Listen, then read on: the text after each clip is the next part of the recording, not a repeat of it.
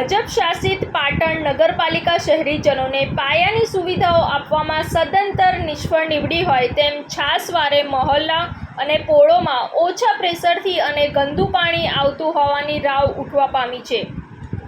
ભર ઉનાળે પાટણ શહેરમાં પાણીનો પોકાર ઉઠતા સ્થાનિક રહીશો નગરપાલિકા ખાતે રજૂઆત કરવાની ફરજ પડી હતી, ત્યારે જે તે વોર્ડ વિસ્તારના કોર્પોરેટરોને દૂષિત પાણી અને ઓછા પ્રેશરથી આવતા પાણીની ફરિયાદો કરવા છતાં પણ તેઓ દ્વારા પોતાના વોર્ડ વિસ્તારમાં કોઈ ધ્યાન ન આપતા અને તેઓની સમસ્યાનું નિરાકરણ ન લાવતા સ્થાનિક રહીશોને નગરપાલિકા ખાતે રજૂઆત કરવા માટે પહોંચ્યા હતા।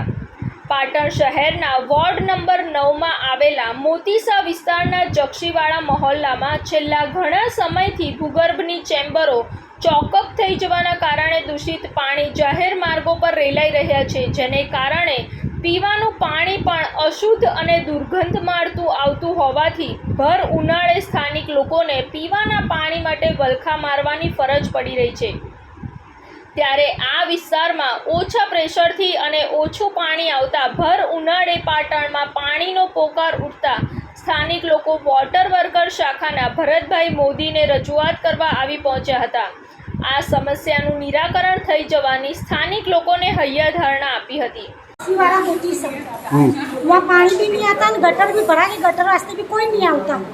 आज 15 दिन से हम कंप्लेन लिखा था नरेश साहब को, कहते नरेश साहब भी कुछ नहीं करते। ने पीने का पानी भी थोड़ी बार आता है, बंद हो जाता, 5 मिनट आता बस, વધારે भी नहीं आता, धीमा आता है। मोटर बिना तो पानी भी नहीं चढ़ता। अमुक टाइम पे खराब परसों खराब पानी आता है, एकदम पीला पानी आता है। 8 ऐसी ऐसा है।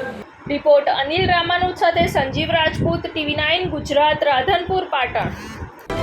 જોતા રહો TV9 ગુજરાત, નિર્ભય, નિષ્પક્ષ, નિરંતર।